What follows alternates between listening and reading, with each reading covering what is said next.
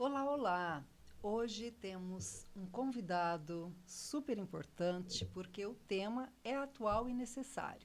Temos aqui a honra de receber o José Roberto Avanço e nós vamos falar o seguinte: fique de olho porque é necessário para este momento. Nós vamos falar aqui sobre inadimplência, sabe aqueles gastos familiares? Então, fique atento, porque se você estiver vivendo isso, hoje é o dia para você tirar suas dúvidas.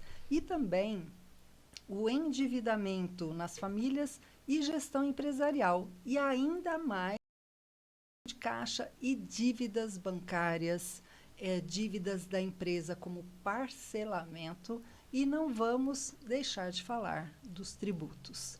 Então, recebemos agora, com muita honra, José Roberto Avanço. É um prazer tê-lo aqui. Gostaria muito que você falasse um pouco sobre a sua vida pessoal, de alguns detalhes e também o seu currículo, que é vasto, né, da sua vida profissional. Tá ótimo, Vilma. É uma satisfação bastante grande estar aqui no seu podcast.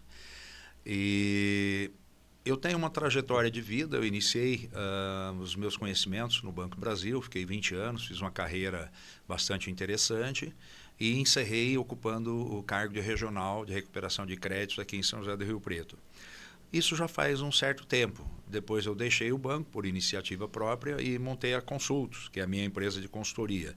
Já se passaram 30 anos, né? E nessa trajetória aí tivemos muitas experiências, nós já acumulamos mais de 50 mil tarefas entregues, então é bastante interessante. Eu tenho formação em contabilidade, sou administrador de empresas, bacharel em direito e tenho uma especialização em finanças pela USP.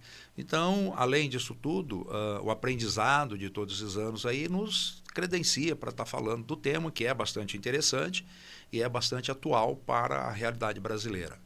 Exatamente. E o que é importante, ô José Roberto, que mediante a sua expertise, mediante o que você já vive nas empresas, nós abordaremos temas aqui que realmente é a dor de cabeça diária do empresário e voltando ali para a pessoa física, a dor de cabeça das famílias, porque o cartão de crédito nós vamos ter que falar um pouquinho também, não é? Porque a pessoa compra, compra, compra e depois a gente vê como que paga. Então, isso acaba afetando de uma forma bem grande o bolso familiar. Então, vamos lá. Nós vamos falar aqui do cenário econômico e da parte aqui de inadimplência, que é o que mais cresce nas empresas, não é? Então, diz para nós, por que é que o nosso Brasil está tão endividado? Conta um pouquinho aí. Bom, a gente convive já há tempos com esse problema, né? E a gente nota que o volume de endividamento ele está crescente. O volume de inadimplência crescente. Já são 16 meses que o Serasa, que acompanha isso de perto, só registra aumento e não redução. E é uma combinação de fatores que leva à inadimplência. Por exemplo, hoje nós temos em torno de 83 milhões de inadimplentes no Brasil. É um número absurdamente elevado. São 557 bilhões de dívidas negativadas. 49% da população adulta está comprometida com dívidas. Tá?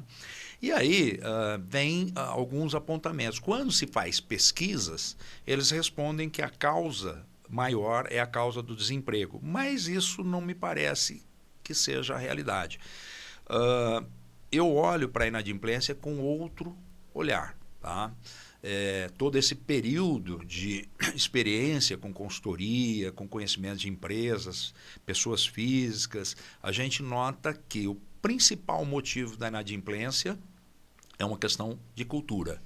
Nós temos uma cultura de primeiro gastar para depois verificar como é que eu vou resolver o problema, como você bem disse na abertura. E aí nós temos um cenário bastante complexo.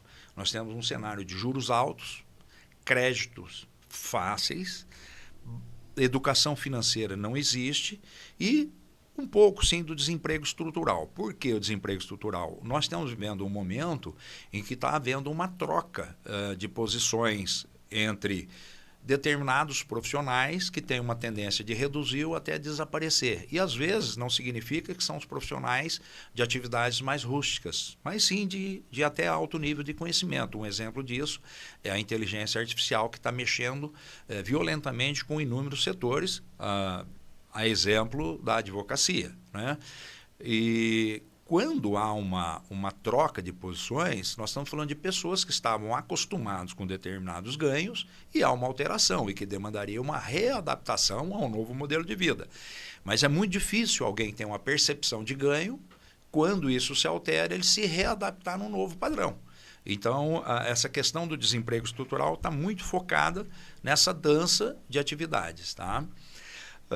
E eu vejo com bastante preocupação essa situação de inadimplência, porque se continua com esse crescimento, se continua com essa evolução, e nós não temos um cenário a curto prazo de redução de juros, de uma mudança estrutural do nosso sistema financeiro, né, vai haver um estrangulamento. E a questão da inadimplência ela é extremamente séria pelo mal que faz às pessoas, às famílias, às empresas, e quando isso tudo se soma, nós estamos falando de uma questão já ampla, uma questão de mercado. Então é realmente um tema muito preocupante. Exatamente. E outro detalhe, não é? O crédito fácil, você acredita que ele educa de fato ou ele ilude? Então, há controvérsias, não é? O crédito fácil é uma ilusão. Eu parto desse pensamento de imediato. Por que isso? Porque o crédito fácil, ele provoca as pessoas. E o fato de não se ter uma boa educação financeira causa estímulos, são gatilhos, as pessoas são movidas por gatilhos, né? E pega um crédito fácil. E depois, como resolver isso? Um exemplo... pagar? Exatamente. Um exemplo, não precisamos ir muito longe, nós tivemos severos problemas durante a Covid. Foi realmente um grande desafio. E ocorreram ofertas do Pronamp, por exemplo, que era um crédito teoricamente barato, um crédito fácil. Muita gente que não tinha necessidade lançou mão desse crédito. E ao lançar a mão desse crédito, se viu com dinheiro e, de repente, não fez um bom uso do dinheiro. Só que, passado o período de carência, começam os vencimentos. E aí, aquilo, muita gente até que estava com uma situação relativamente organizada, lançou mão de um crédito fácil, não fez um bom direcionamento dos recursos e depois veio a ter problema com os pagamentos. É um exemplo, mas existem outros tantos da mesma natureza. Exatamente. E esses detalhes que nós falamos aqui do crédito fácil, aí voltamos novamente, daí começa a inadimplência, começa todo um desarranjo financeiro, o fluxo de caixa acaba não tendo a solvência e aí os resultados começam a ficar negativos e aquela pergunta famosa dos empresários, mas onde é que está meu dinheiro, não é? Então, realmente é uma bola de neve, não é, Zé Roberto?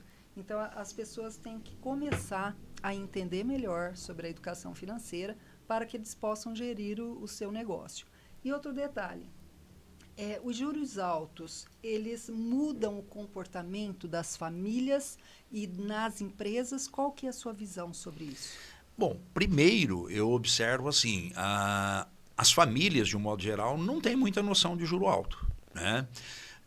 Quando eles se deparam, por exemplo, com saldos devedores de cartão de crédito e se encorajam a pedir a prorrogação ou pagamento apenas parte da fatura, já demonstra total ausência de conhecimento sobre o custo desse crédito, tá? Mesmo que estivéssemos falando de uma taxa básica, como é o exemplo nosso hoje de 14%, ele nunca é 14%, ele estará acrescido de mais alguma coisa. Jamais pode dizer que é um juro barato. Por quê?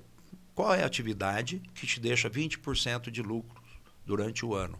Qual que é a atividade pessoal que te deixa uma margem para pagar um juro desse? Só que não são 20%, nós estamos falando de juros estratosféricos, nós estamos falando de juros de mais de 400% ao ano quando nós olhamos para cartão de crédito. Nós estamos falando de juros de quase 200% ao ano quando nós estamos falando de cheque especial. Exato. E as pessoas, de um modo geral, não têm essa visão. As pessoas, às vezes, acreditam que um limite de cheque especial é dinheiro dele.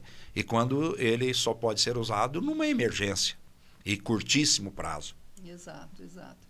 E falando novamente sobre o cartão, nós voltamos a falar desse consumo emocional. Então, os brasileiros, né, incluindo muitas vezes nós também, eu tenho aquele desejo, aquela vontade e não quero ficar depressiva, não quero ficar triste. Eu vou passear nos diversos shoppings aqui da cidade e eu vou gastar, vou usar o meu cartão. Então, isso a gente volta a falar do consumo emocional. Então, essa trava, você acredita que realmente ela impulsiona o problema financeiro?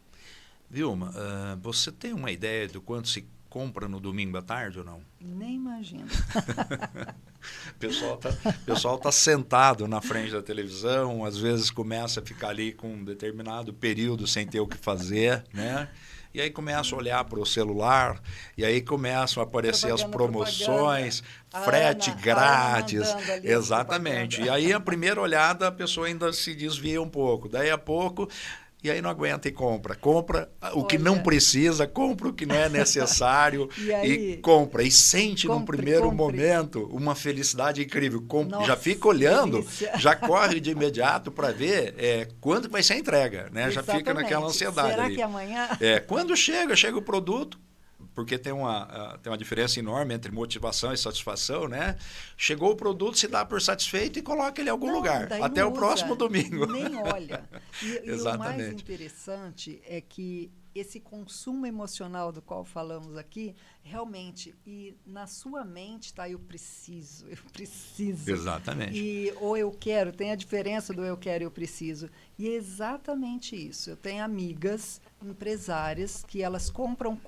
O Mercado Livre ou a Shopee, olha aí, propaganda, mande aqui os produtos para nós, hein? Uhum. Eles recebem e simplesmente faz como você falou. Deixa ali na gavetinha ou empilhadinho e nem abre. É a satisfação de receber o produto. Então, e tudo está muito relacionado à emoção. Tem um outro grupo, né, que esse eu fico muito preocupado. Inclusive, eu tive que fazer algumas intervenções junto aos meus estagiários. Eu tive problema com o estagiário. Eu vejo lá estagiário incomodado, triste, aborrecido, já indo atrás de alguma terapia. Eu falei, o que está acontecendo? Nós sempre temos o costume de colaborar. Olha, o que você está precisando e tal, né? E com muito custo ele se entregou. Olha, eu estou altamente endividado. Mas como você é altamente endividado e tal? Olha, eu tenho o cartão de tal, cartões digitais, de tal instituição, tenho de outro. Quando eu consigo renegociar com um que eu limpo meu nome, já vem o outro e oferece. E aí eu estou em casa, eu falo assim, esse final de semana eu não vou sair. Aí eu recebo a ligação de um amigo, vai ter determinada coisa, vai ter um show, vai ter o barzinho lá, não sei o quê. Na primeira ligação eu resisto, na segunda eu já vou e falo, depois eu vejo como que faz. E leva o cartão. E leva o cartão, e gasta, né? Então, assim, um ponto muito importante é essa situação do endividamento, na inadimplência. A inadimplência é consequência da compra desnecessária, impensada e fora do orçamento. E logo estamos falando de educação financeira, necessariamente. A questão da emoção, se a pessoa tem esse comportamento, e é igual ao alcoólatra, pode procurar socorro, pode procurar um psicólogo, se necessário até um psiquiatra, porque é grave. E isso ocasiona, as pessoas às vezes se passam uma vida inteira sendo refém de um sistema dessa natureza. É muito triste. É triste demais. E vamos dizer, né, inclusive as famílias de boas rendas se endividam. Isso é fato? E outra coisa também, né? Além disso, qual é o gasto que mais engana o orçamento, Zé? Bom, tem muita gente que acredita que as famílias de baixa renda é que ficam endividadas, né? Esse é um grande engano. Eu conheço inúmeras famílias com altíssimas rendas que vivem totalmente enrolados financeiramente. Pegam uma consultoria, vai lá, reorganiza e eles não conseguem viver dentro desse sistema. Eu tive uma experiência com uma família muito bem posicionada do ponto de vista profissional tal.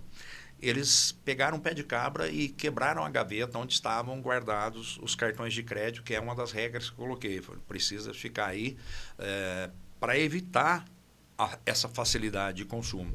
Então, assim, não é o problema de renda, e sim o problema de como e quanto se gasta. Conheço famílias de baixa renda que faz poupança, que sempre tem uma reserva financeira dentro, muito proporcional ao padrão de vida que leva. E conheço famílias com alto poder de renda e sempre está enrolado. E quando você faz a apuração dos gastos, quase sempre a maior parte dos gastos são de coisas desnecessárias, são coisas supérfluas, são viagens desnecessárias, em momentos inoportunos. Quando você tem... eu nunca diria para alguém não obter um crédito, não usar um crédito, mas depende do que vai fazer com ele. Quando se utiliza um crédito de uma forma regular, de uma forma organizada, que cabe dentro do orçamento, quando é analisado, não é problema. O problema é que não se faz em conta, né? É o que foge é a emoção. Exatamente. Isso tudo que atrapalha, não é? Exatamente. E outro detalhe, ainda dentro aí do nosso querido cartão de crédito, ele virou praticamente o salário da pessoa, a renda, não é? E a pessoa não presta atenção nisso. E, principalmente, qual é o primeiro passo para sair do vermelho quando essa pessoa pensa que o salário dela é o cartão de crédito?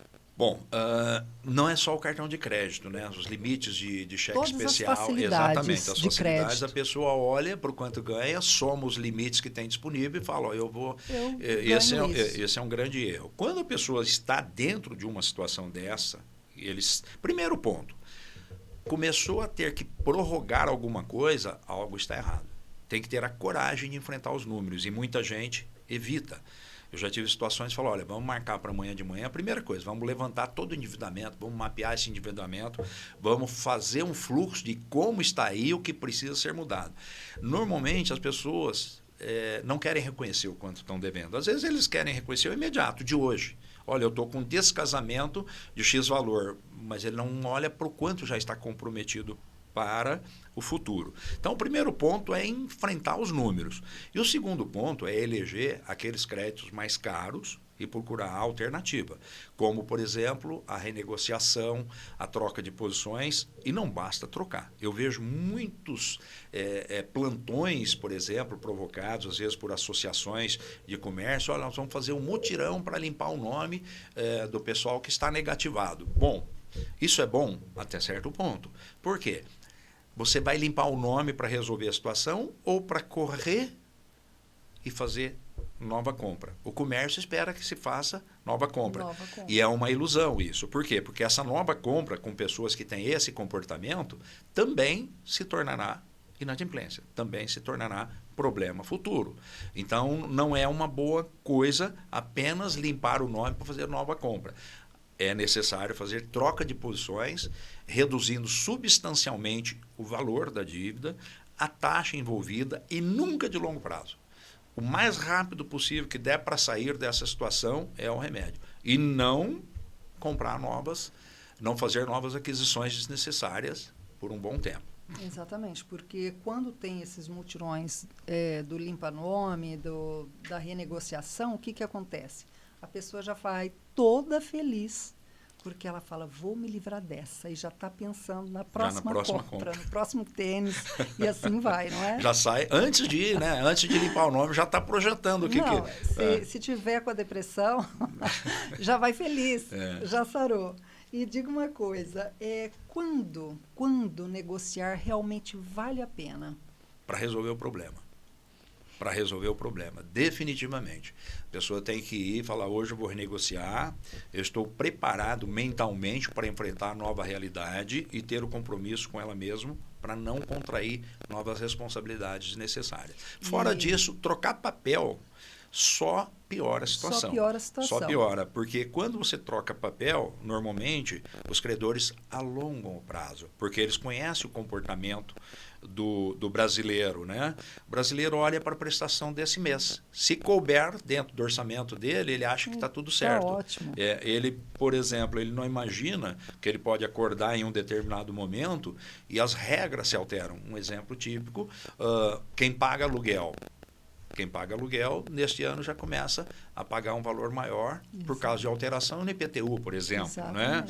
E se a pessoa não tem um preparo, se não tem uma margem, se não tem uma visão disso, ele coube no orçamento no primeiro mês. Tem uma mudança qualquer que pega, talvez desprevenido, já comprometeu todo o cenário futuro para quantas parcelas tiver no futuro. E é aquilo que você comentou, né? É um problema de você se adequar, tratar esse vício, porque realmente a pessoa vai feliz, limpou o nome, já está pensando na nova compra e vira aquele ciclo vicioso, porque ela só sabe fazer aquilo. Uhum. Ela não pensa no salário dela. E muitas vezes o salário dela também está comprometido, por quê? Tem empresas que dão adiantamento. Então, já pega adiantado, já desconta ali no dia do 5º dia útil. Então, a pessoa fica lá deficiente no seu bolso e aí vai usando cartão. Muitas vezes pendura. Então, é esse vício que atrapalha Exato. A rotina dela. E aí você começa a ver um outro problema. A pessoa tirar um novo crédito para pagar aquele antigo. E aí, quando vira uma bola de neve. E para corrigir, demora muito tempo. Tá? Então, é necessário, assim, eu diria que a primeira coisa que a pessoa tem que fazer, olha, eu estou com um problema, tem que reunir a família. Tá? Reúne a família, todos têm que se encorajar a colocar ali o que está acontecendo e fazer sempre. Tem que mudar o comportamento. Se não mudar o comportamento, vai passar uma vida inteira numa condição que eu chamo de desastrosa. Ocasiona tristeza, doença, separações e, às vezes, até suicídio. Com certeza. Endividamento. E, Zé, tomando esse tema que é muito importante, e quando a gente fala importante, antes de ser empresário, nós temos nossas famílias. O que você pode orientar para essas famílias que estão endividadas e para aquelas que não gostam da dívida e têm um certo conhecimento e disciplina? Como se deve conversar em casa sobre o dinheiro e, principalmente, para essas crianças nossas, o que se deve falar. Eu sou muito a favor se tivéssemos disciplina financeira desde os 6 anos de idade, mas isso ainda não ocorre. Então, dentro do seio familiar, como tratar esse assunto em família? Pois bem, existe uma lei já, né, desde 2010, que estão tentando aplicar ela nas escolas. Mas ainda, eu diria que é muito incipiente, que trata-se da educação financeira.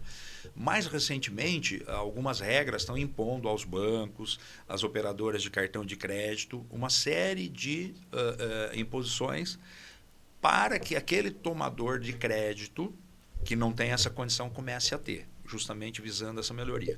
Com relação às famílias, é simples. Quando a criança começa a compreender números, né, 6 anos de idade mais ou menos, a família já tem que começar a dar um dinheirinho.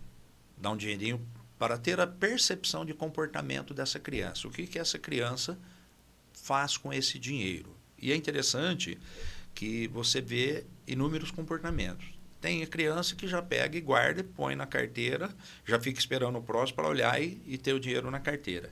Tem outro que já fica esperando alguém levá-lo no shopping para ir lá e gastar tudo e ainda precisar de um empréstimo do avô, da avó que levou ali, porque ele vai sair do valor. Tal. E essa percepção é um momento em que a família já tem para verificar o que precisa ser feito. Então, assim, é necessário que a criança comece a ter contato com o dinheiro e comece a ter a orientação de que tem que poupar, que tem que fazer um bom uso, de que aquela vontade de comprar imediata pode ser gostoso, mas que não é benéfico. E aí vai evoluindo, tá? É interessante que quando você vê uma família, seja de alta ou de baixa renda endividada, a tendência é muito grande de que os filhos também vão conviver com com esse Sim, mesmo sim. padrão. Por quê? Porque é o padrão notado dentro de casa. É o que eles enxergam. Exatamente. Ó, compra-se, usa-se e depois vê o que faz. E ficam iguais. Eu tive uma experiência também de uma família que eu recomendei que fizesse tratamento coletivo. Eu falei, não se trata mais de consultorias, trata-se de um problema patológico. Vocês precisam fazer terapia em família para ver se consegue mudar o comportamento. Por quê?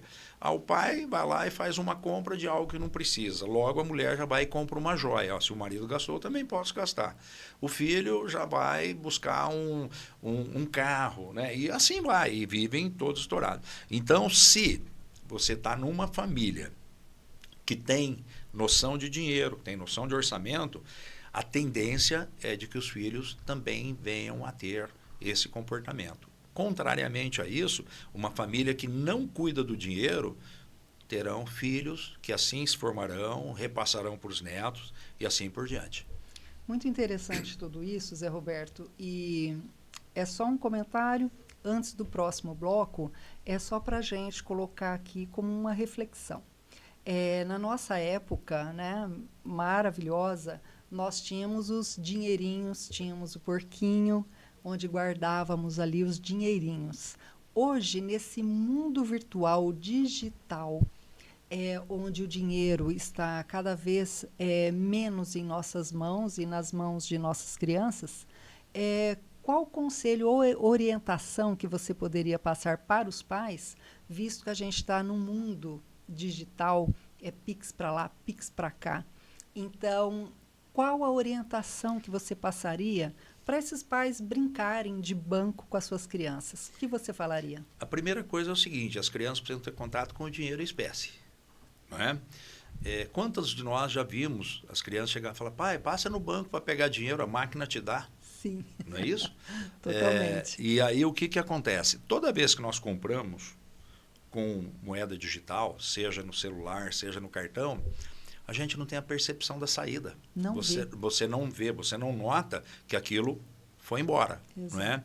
Quando a gente usa o dinheiro físico, você conta, você manipula ele, você percebe que houve uma diminuição do quanto você tinha na carteira, por exemplo, né? E ele é mais educativo. Me parece que é bem racional essa ideia deles lidarem com dinheiro. Você mencionou até jogos educativos, por exemplo, o Banco Milionário, né? Olha, você tem, você precisa de compreender que você tem, você compra, você diminui. Eles têm que ter esse contato. Não tendo, apenas no digital, as coisas ficam um pouco mais complicadas, porque não tem a percepção da saída. A exemplo de empresários. Nós vamos falar um pouco, aquilo que gasta lá na empresa, ele tem a noção, parece que não é dinheiro dele. Né? Estou feliz, gastou lá, não tem absolutamente nada a ver. É um grande erro equívoco. E ocorre a todo momento. É isso aí. Nós vamos falar agora o terceiro bloco, Zé Roberto, que é empresas, caixa e lucro, que é uma confusão mental na cabeça do empresário, que não apenas um, mas muitos têm aquela confusão.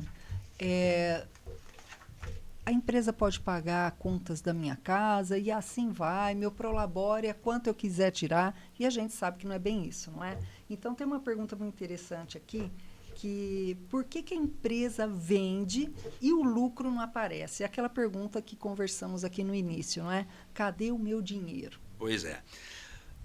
Nós temos aí hoje o volume de empresas, de micro e pequenas empresas, quando não desaparecem, né? Aí tem um remanescente delas que estão altamente endividadas. O comum, quando a gente faz diagnóstico, a gente percebe o quê? Essas empresas, elas não separam aquilo que é da empresa e aquilo que é do empresário.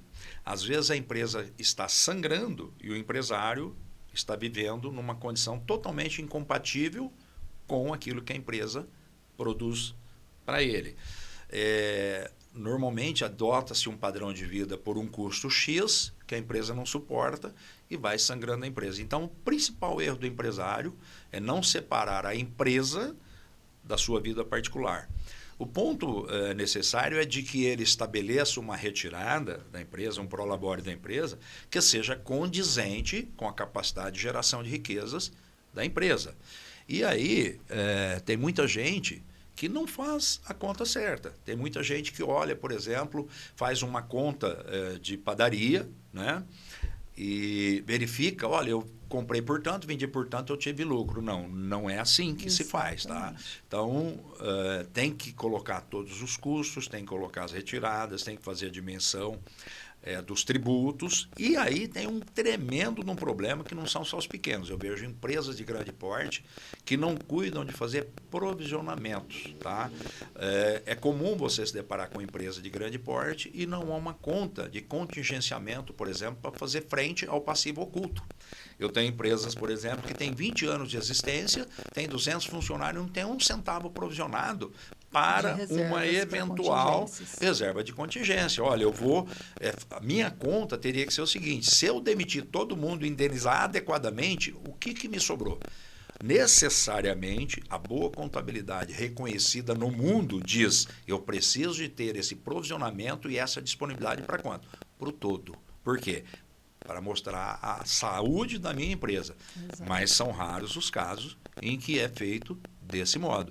O empresário de pequeno porte, ele não faz e ele às vezes é surpreendido com situações de um funcionário que sai, tem uma discussão às vezes judicial, quando chega para pagar, já está arrebentado. Tá? Então é assim, é a ausência do conhecimento real da empresa. Olha, o que realmente acontece ali na minha empresa.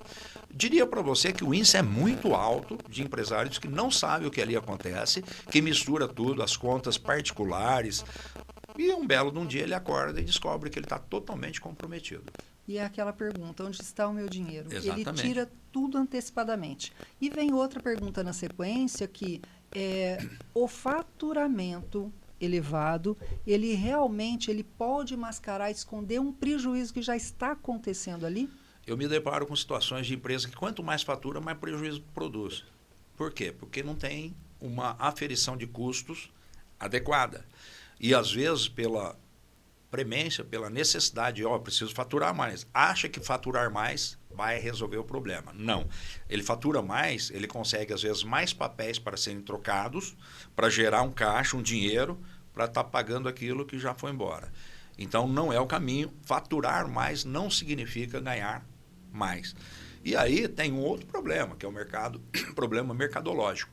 Eu vejo empresas forçando faturamento, gerando prejuízos, só que atrapalha todo o mercado. De repente, começa a se proporcionar uma concorrência predatória que vai atrapalhar até aqueles que estão devidamente estruturados. Exatamente. E como você mencionou, e muito bem, né, o faturamento alto não significa, lá na última linha, um resultado que é a lucratividade. Por quê? Estou faturando muito, mas a minha precificação, como que ela está? E o meu estoque está inflado ou não? Porque muito comprador, pela emoção, também compra, porque está aproveitando promoções, e lá está estragando. Quando é um produto perecível, ele está estragando lá no estoque. Comprei queijo, 1 tonelada, e quanto você usa na demanda da sua produção mensal? Quando vai ver, está estragado, assim como outros N produtos, né? Esse é um exemplo do perecível, mas muitas empresas também de eletrônicos, etc., também compram uma demanda maior, mas ali na ponta o marketing não está ativo para dar as devidas saídas, não é? Tudo aquilo que está parado está gerando custo. Exato. Tem muita gente que acredita que até por não estar, de repente, pagando um juro, eu estou com algo parado, ele está deixando de receber. Então, tá sendo prejudicial. Eu conheço uma situação que é muito interessante também, um grupo empresarial que lida com enormes valores, enormes. Quando fala de faturamento astronômico, e logo são famílias. Apesar de grande, é um grupo familiar. E é muita gente. Todos estão vinculados, dependurados na empresa. Então, eu tive a oportunidade de ver os números da empresa. Eu falei, olha, vocês têm um gasto com as famílias que é totalmente absurdo e desproporcional, além do que essas pessoas não estão produzindo na empresa. Estão dependurados na empresa, com cargos. mas desnecessários e também sem qualquer aptidão para as atividades que estavam envolvidas. E a resposta do empresário falou, olha, José Alberto, você pensa muito pequeno, porque em relação aos nossos números, isso que eu gasto com a família e deixo todo mundo em paz, é muito pouco diante daquilo que representa a nossa empresa. Resumo da ópera, quebraram.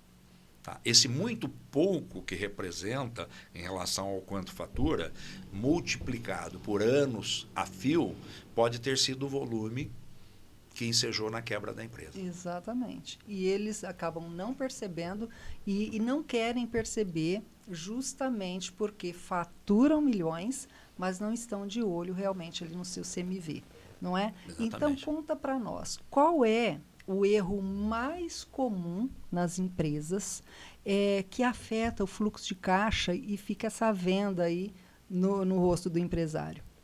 Eu vejo muitos empresários apagando incêndio, tá? Só que apagando incêndio com gasolina.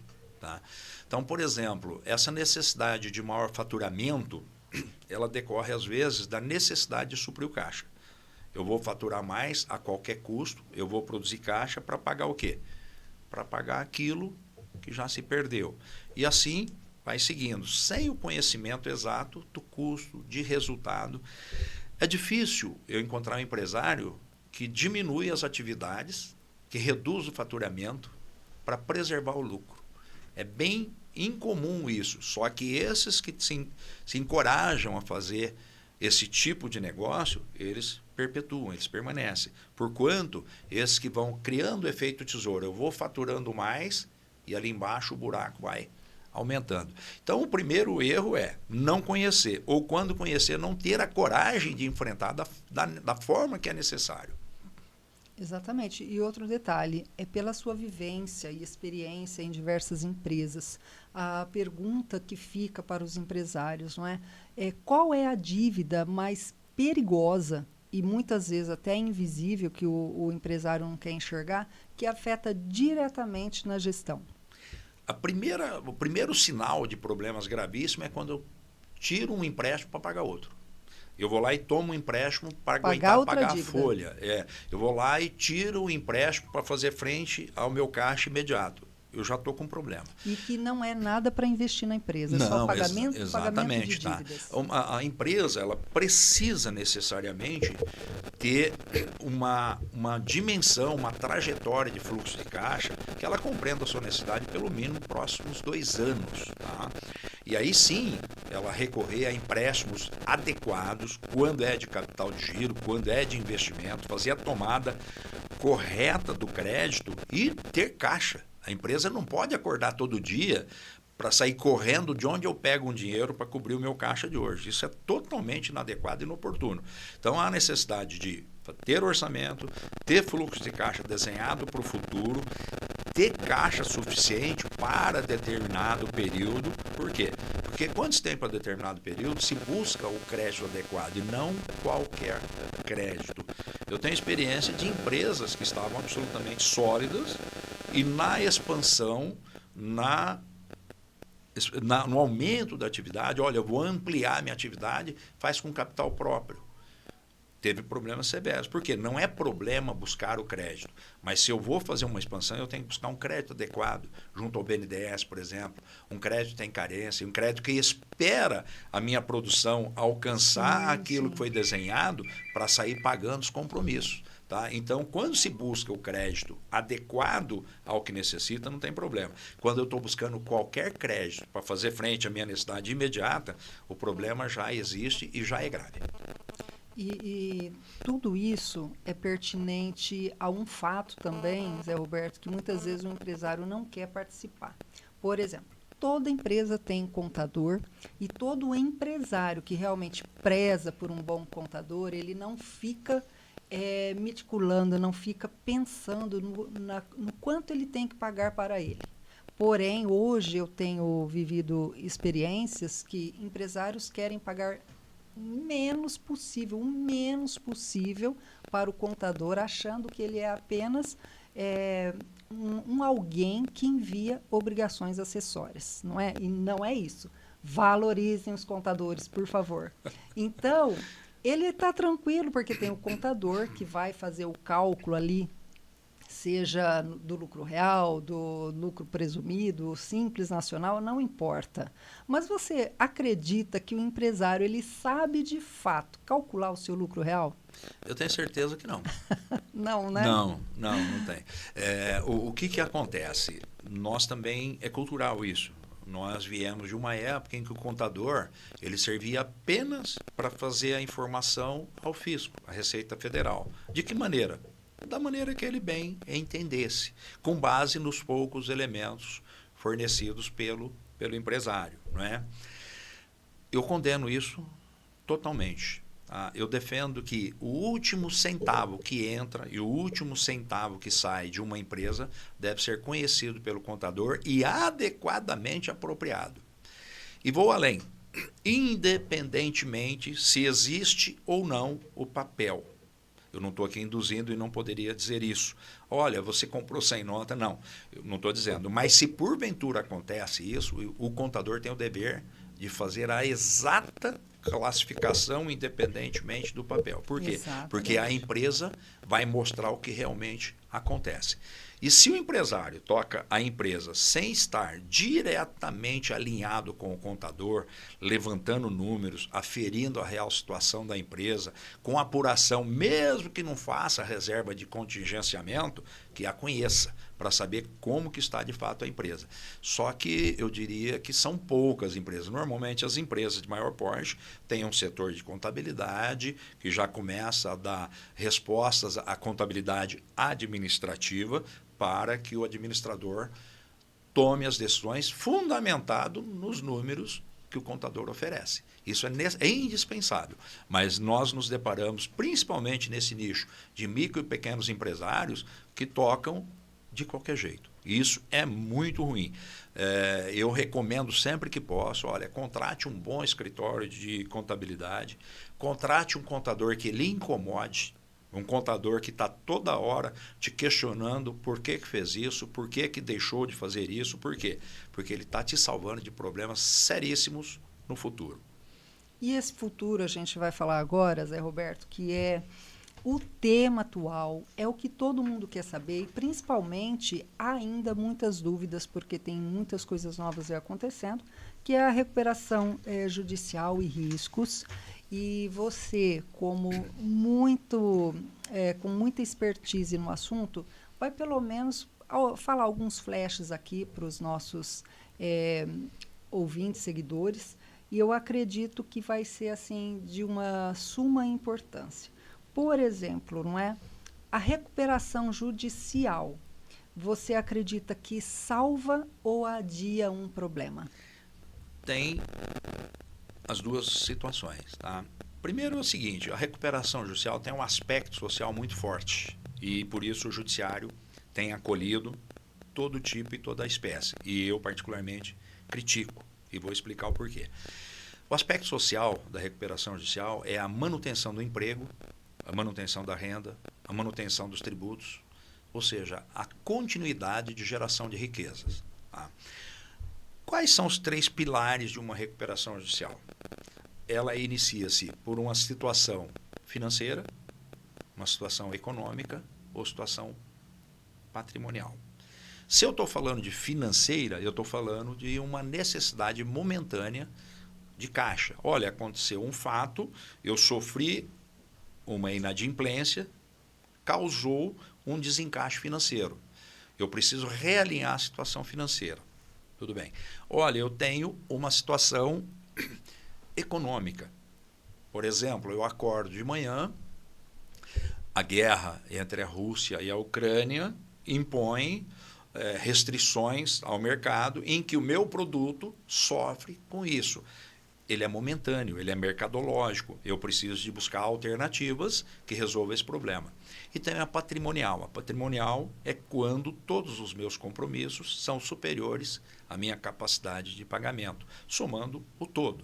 Somando o imobilizado, somando caixa, somando recebíveis, etc. e tal, tá? Então, são essas 3 situações voltadas para a questão social da recuperação judicial. Então, diante desses 3 pilares, quando eles são reconhecidos, eles precisam de ajustes. Tá? E a recuperação judicial ela existe para isso. Só que nós estamos vivendo um momento em que nós estamos falando de inadimplência estratégica. O que é a inadimplência estratégica? Para falar disso, nós estamos falando um pouquinho da moral e da razão. Tá? Eu sou de uma época, não sou tão velho assim, mas sou de uma época em que o sujeito, quando ele deixava de pagar alguém, ou ele tinha um problema severo com a sua empresa, com a sua pessoa física, ele sentia vergonha, ele não saía na rua, ou se saía cabisbaixo, ele reduzia o padrão de vida, ele sofria muito com isso. Hoje nós estamos vivendo uma época em que estão sendo considerados expertos, altíssimo nível de profissionais, que recomendam o não pagamento e a não honra dos seus compromissos. Baseado no quê? No conceito de inadimplência estratégica. Ou seja, é mais barato eu deixar de pagar e enfrentar todos os problemas que advirão dessa decisão do que pagar. Isso é muito ruim e nós estamos vivendo isso aqui no Brasil. Eu falo de uma experiência de mais de uma centena de processos de recuperação judicial analisados profundamente, em que eu os caracterizo como fraude ao Instituto de Recuperação Judicial. Eu sou um defensor nato do Instituto da Recuperação Judicial. Por quê? Pelo caráter social. Olha, é muito caro desaparecer com uma empresa. É muito ruim para o empresário, para os empregados, para o município e para o Estado, para a União, para todo mundo. Por quê? É uma riqueza que está desaparecendo e às vezes não vem a substitutivo. Tá? Porém, o mau uso está causando um problema severo com o próprio mercado. Tá? Vale dizer, por exemplo, vamos falar do agro. Né? O agro, eu tenho experiência no agro de 50 anos. O agro passa por problemas de tempos em tempos. Por exemplo, tem problema climático, tem problema de superoferta, tem problema de ausência de oferta. São vários os cenários que complicam para o agro.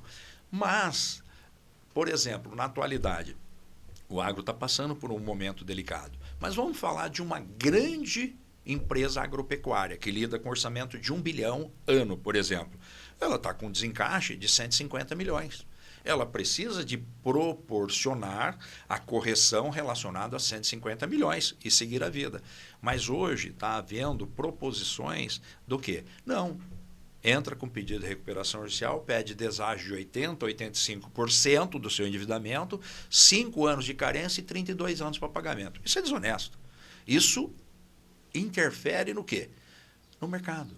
Isso vai ficar caro para quem? Para quem paga. Exato. Por quê? Porque está mexendo com o sistema. Então, eu não recomendo que se faça assim.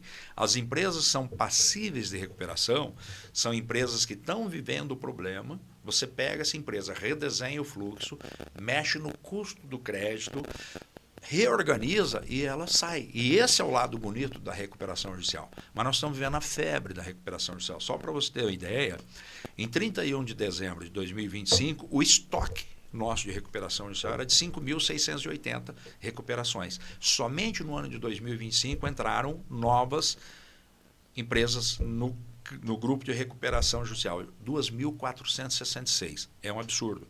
E cada uma dessas empresas, ao entrar, ela proporciona um efeito dominó. Por quê? Porque eles olham acreditando que eles vão apenas complicar para o sistema financeiro. Não é verdade isso. Por quê?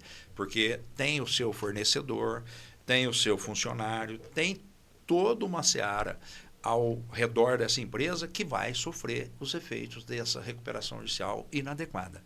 Então, assim, ela pode salvar a empresa, mas a empresa que busca o salvamento, busca o realinhamento, ela pode atrapalhar o mercado quando é deferida uma recuperação judicial inidônea.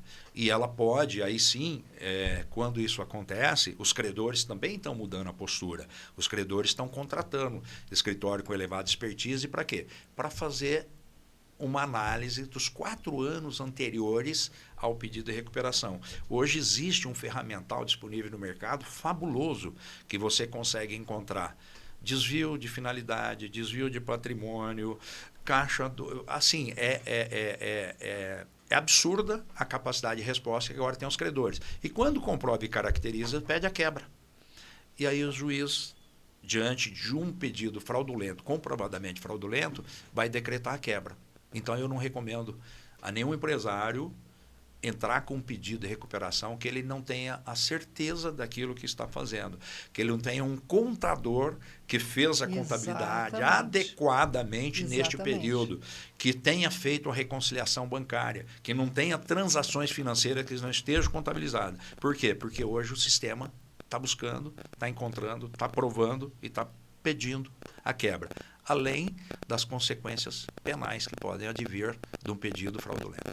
Olha, muito interessante tudo isso, e nós temos assim assunto que não acaba mais nesse âmbito, né, financeiro, tributário, estrategista, e está sendo muito bom aqui falar tudo isso com você.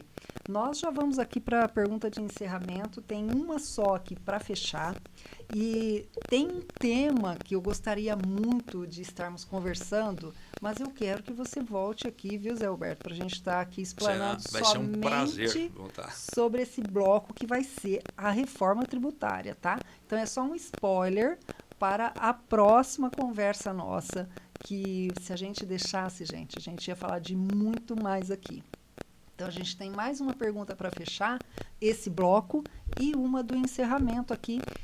Assim, já triste, não é? Porque é uma honra ter uma pessoa aqui com vasta experiência, é de banco, é do meio, é contador, é administrador e ainda trabalha com advogados. Então, é uma pessoa realmente que entende, tem embasamento. Então, é disso que a gente precisa. O podcast com Vilma Birelli é isso, é informação precisa, com embasamento, com profissionais aqui, como o gabarito aqui do nosso querido José Roberto Avanço. E presta atenção nesse sobrenome, Avanço, avante para cima, é isso que a gente precisa. E vamos lá.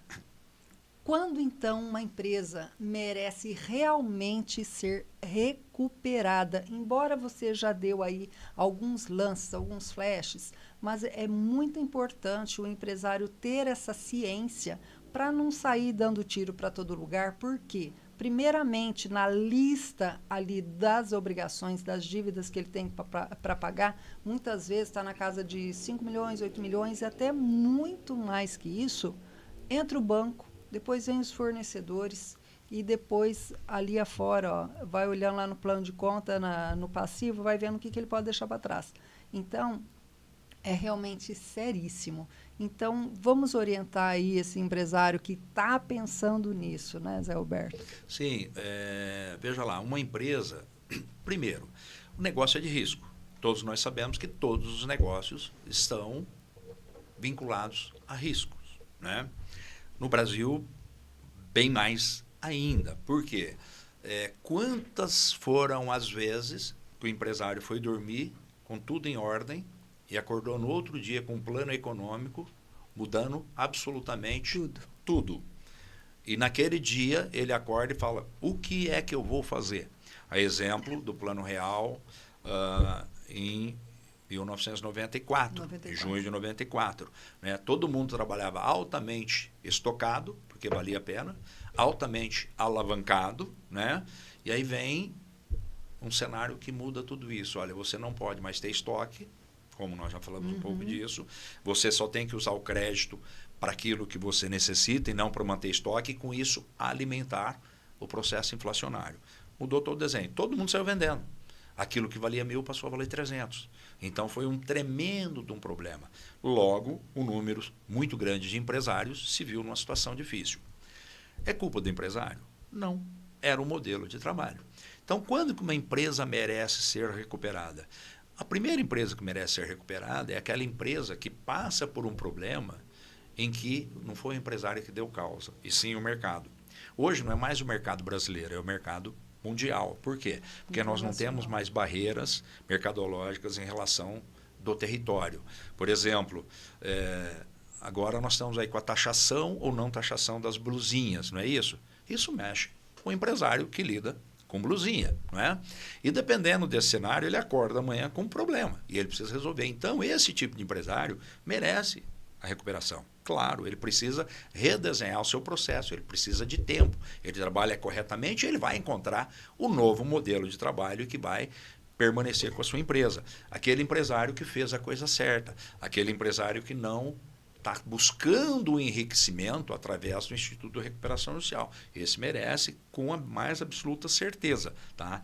E acredito, sim, existem muitos projetos, muitas proposições de recuperação judicial que permitem ao empresário o soerguimento. E com isso ele preservou empregos, ele preservou o recolhimento de tributos em favor do Estado e ele continua gerando riqueza, mesmo que para isso todos os envolvidos, credores, fornecedores, bancos, tenham que abraçá-lo no sentido de sair dessa situação. Esses seguramente merecem.